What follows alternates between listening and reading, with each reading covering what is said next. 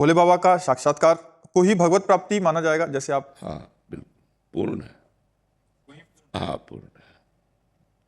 भगवान शिव, भगवान श्री हरि, भगवान ब्रह्मा जी, ये सब भगवत स्वरूप है, सब भगवत स्वरूप है।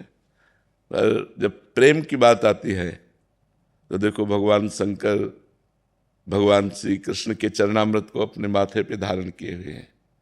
गांगम वारि मनोहारि मुरारि चरणच्युतम त्रिपुरारि शिरश्चार्य पापापहारि पातुमाम। मुरारी चरणच्युतम, मुरारी के चरणारविंद से जो गिरा हुआ चरणामृत है वही गांगम वारी मनोहारी। मनोहर गंगा जी भगवान शिव की जटा में विराजमान। जब भागीरथ जी ने तपस्या की गंगा जी को प्रसन्न करके भूतल पे लाने के लिए ब्रह्मा जी को रिझा लिया, तो गंगा जी ने कहा मुझे भूतल पर रोकेगा कौन, क्योंकि मैं ब्रह्मलोक से जाऊंगी तो सीधे रसातल पहुंच जाऊंगी। तो भगवान शंकर से आराधना की कि आप रोक सकते हो। तो भगवान शंकर अपनी दृष्टि से भी गंगा जी को रोक सकते थे, कर कमल में भी रोक सकते थे। भगवान शंकर हैं, लेकिन हरि का चरणामृत है इसलिए जटाएं खोल दी। और ऐसी जटाएं भगवान शिव की कि जटा कटा सम भ्रमम भ्रमण नीलम पे निर्जरी विलोलवी चिवल्लरी विराजमान मूर्धन। गंगा जी को निकलने का रास्ता ही नहीं मिला, जटा कटा सम भ्रमम भ्रमम नीलम पे निर्झरी। फिर एक जटा खोली, 3 धाराएं प्रकट हुई, अलकनंदा, भागीरथी, मंदाकिनी। तो अलकनंदा स्वर्ग में विराजमान है, भागीरथी पृथ्वी में विराजमान है, और मंदाकिनी नीचे पाताल में विराजमान है।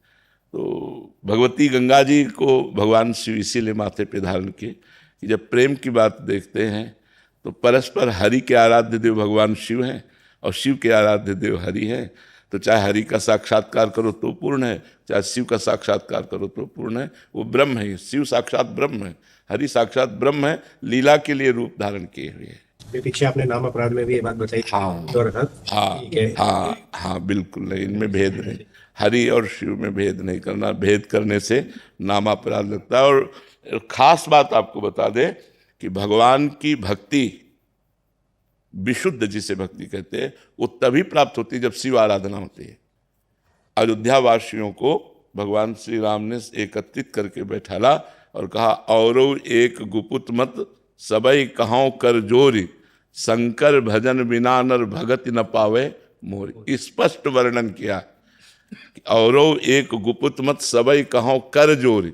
अयोध्यानाथ है, लेकिन कैसे दैन्यता से कह रहे हैं कि मैं हृदय की गुप्त बात कहता हूं, शंकर भजन बिना नर भगत न पावे मोर। बिना भगवान शिव की आराधना के हरि की भक्ति प्राप्त नहीं की जा सकती। शिव द्रोही मम दास कहावा, सो नर मोहि सपने नहीं भावा। भगवान कहते हैं भगवान शंकर से द्रोह करे और मेरा दास कहलाए, वो मुझे स्वप्न में भी अच्छा नहीं लगता। ऐसा भगवान। महाराज, काशी में भगवत प्राप्ति हुई और वृंदावन में हुई, उसमें अंतर क्या है? काशी में भगवत प्राप्ति हुई भोजन, और वृंदावन में भगवत प्राप्ति हुई पानी। भोजन के बाद प्यास लगती है ना, उसकी पूर्ति हो गई। काशी में भगवत प्राप्ति के बाद जो प्रेम की पिपासा है, जैसे अभी जो प्रेम की बात कही कि तन मन के बिछड़े नहीं चाह बड़े दिन है, जो पिपासा है उसकी पूर्ति वृंदावन में हुई। प्रेम की जो पिपासा है वो वृंदावन में पूर्ति हुई, क्योंकि सारा वैभव एक का है, तत्व तो एक ही है, दो नहीं है। पर काशी में बोध होता है, और जो वृंदावन है ये रमण स्थली है, रासस्थली है। यहाँ उसका जैसे आत्माराम भगवान अपने आप में रमण करते हैं, ऐसे ही भगवान का जैसे शिव तत्व का बोध होने के बाद इस प्रेम तत्व का रसास्वादन वृंदावनेश्वरी श्री राधा किशोरी के चरणारविंद की प्रधानता रखते हुए तब होता है। इसलिए भगवान शिव जब कृपा किए तो भेज दिए वृंदावन का रसास्वादन कराने के लिए। जी आप कुछ कृपा करके यहाँ भेज दिया और यहाँ पूर्णता दे दी। महाराज जी, क्या उधर भी कोई ऐसा वो है कि उनके साकार रूप से ही साधना भक्ति में तल्लीन हुआ जाए, ऐसा मार्ग भी है? हाँ हाँ बिल्कुल है, दोनों साकार निराकार दोनों रूप है, और उनमें भी अत्यंत आसक्ति करके प्रेम में जीवन व्यतीत किया जा सकता है। पर वो जहाँ उनसे कोई प्रेम करेगा तो फौरन वो भगवान श्री कृष्ण के चरणों में भेज देंगे। नरसिंह जी ने अनन्य प्रेम किया भगवान शिव से, तुरंत भेज दिया रास में। राधा बाबा ने अनन्य प्रेम किया भगवान से, तुरंत रास में भेज दिया। वो परम वैष्णवाचार्य में भेज देते हैं तुरंत कृपा। चलो हमारा उन्हीं का तो विलास है, लास विलास उन्हीं का है, किसी और का नहीं है। वही श्री कृष्ण, वही शिव है, वही राधा है, वही जगदम्बा है, कोई और थोड़ी, वही है। तत्व तो एक है, विलास उन्हीं का है। तो जब उनसे प्रेम करो तो अपने प्रेम विलास में भेज देते हैं, और अगर मोक्ष प्राप्त करना चाहते हो तो उनका निराकार स्वरूप है, आत्मस्वरूप, आत्मा का बोध प्राप्त करके मुक्त हो जाए। महाराज जी, जो महापुरुष जन वहां से यहाँ ट्रांसफर हो जाते हैं, भक्ति में उनका चित्त लग जाता है, और जैसे आपने कहा कि उनकी कृपा से ही यहाँ हो जाते हैं, तो महाराज जी उनको अपूर्णता तो नहीं लगती कि वो वहाँ वो उनकी कमी या उनकी याद या वही पूर्ण लग जाता है कि यही वही है, वही यही है? अब कोई समझ पावे कि न समझ पावे, भगवान शिव से कितना प्रेम है ये भगवान शिव ही जानते हैं, क्योंकि 20 वर्ष अनन्य आराधना भगवान शिव की रही। अब उन्होंने जैसे प्रिया प्रीतम के चरणों में भेज दिया, और अब क्यों कि अब जैसे कर्पूर गौरम करुणावतारम, वही करुणामयी गौरी किशोरी है। जो गौरांग गंगाधर है वही गौरांगी प्रिया जी है।